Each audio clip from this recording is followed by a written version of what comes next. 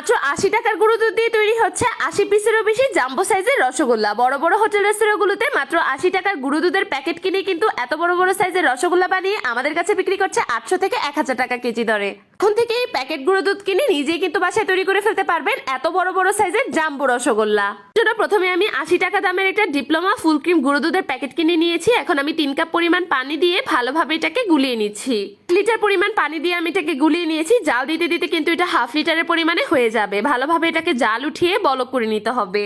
জাল হতে হতে একটা বাটিতে আমাদের নরমাল পানি নিয়ে নিতে হবে ১ কাপ পরিমাণ। নরমাল পানির মধ্যে সেম পরিমাণেরই কিন্তু আমাদের ভিনেগার অথবা সিরকা ব্যবহার করতে হবে। আপনারা চাইলে এখানে লেবুর রসটাও কিন্তু ব্যবহার করতে পারবেন। সমান অনুপাতে পানি এবং ভিনেগার কিন্তু ব্যবহার করতে হবে এবং দুধটা যখন বলক উঠতে শুরু করবে, বলক উঠার মধ্যে কিন্তু অল্প অল্প করে ভিনেগারের যে মিশ্রণটা আমরা তৈরি করেছিলাম সেটাকে অ্যাড করতে থাকবো। অল্প করে অ্যাড করতে থাকতে হবে এবং এক হাতে নাড়তে থাকতে হবে। দেখতেই পারবেন এর মধ্যেই কিন্তু এটা ছানা কাটা হয়ে যাবে।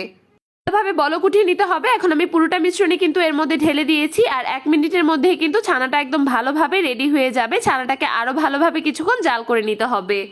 আর পানিটা যখন পুরোপুরি আলাদা হয়ে যাবে তখন একটা ছাঁকনির উপরে যে কোনো একটা সুতি কাপড় পেঁচিয়ে এর মধ্যে আমাদের ছানাটাকে ঢেলে নিতে হবে। ছানার পানিটাকে ফেলে ভালোভাবে ধুয়ে নিতে হবে।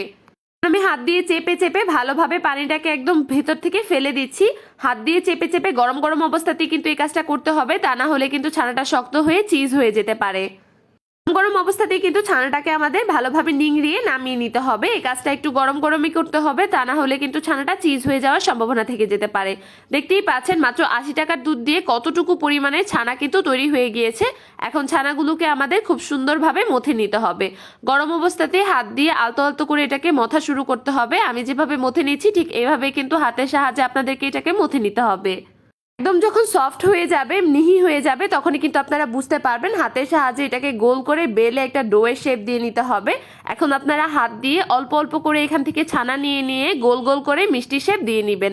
রসগোল্লা শেপ দেওয়ার জন্য প্রথমে ছানাগুলোকে ছোট সাইজের গোল গোল বানাতে হবে। যখন এটা শিরা খেয়ে ফেলবে এমনি কিন্তু ফুলে টুইটুম্বুর হয়ে যাবে। আপনারা চাইলে হাতের মধ্যে হালকা করে তেল ব্রাশ করে নিতে পারেন, তেল না দিলেও কিন্তু চলবে। দেখতেই পাচ্ছেন হাতের সাহায্যে কত সুন্দরভাবে ছানার ডোগুলো তৈরি হয়ে যাচ্ছে। এর মধ্যে কিন্তু আমি সবগুলো মিষ্টি তৈরি করে ফেলেছি। মিষ্টিগুলো তৈরি হয়ে যাওয়ার পর একটা প্যানের মধ্যে পানি নিয়ে নিতে হবে ১ লিটার পরিমাণ। ১ লিটার পরিমাণ পানিতে ১ কাপ পরিমাণ চিনি একদম ভরে দিয়ে দিতে হবে। আপনারা এখানে চাইলে একটা এলাচও কিন্তু অ্যাড করতে পারেন ভালো একটা ফ্লেভারের জন্য। যখন ভালোভাবে বলক উঠে যাবে এবং এটার মধ্যে যখন শিরাটা একটু ঘন হয়ে যাবে তখনই কিন্তু মিষ্টিগুলোকে ঢেলে দিতে হবে। মিষ্টিগুলো দিয়ে দেওয়ার পর একটা ঢাকনা দিয়ে খুব ভালোভাবে এটাকে ঢেকে দিতে হবে।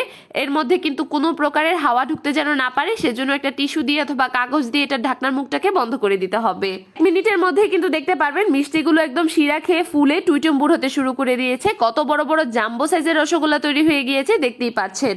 এত বড় বড় সাইজের রসগোল্লার দাম বাজারে কিন্তু আপনাদের কিনতে পড়বে ১ পিসের দামই ৫০ টাকারও বেশি। দেখতেই পাচ্ছেন কত সুন্দরভাবে রসগোল্লাগুলো তৈরি হয়ে গিয়েছে। এবার আরো কিছুক্ষণ এগুলোকে শিরার মধ্যে ডুবিয়ে রেখে আমি বাটির মধ্যে সার্ভ করে নিচ্ছি।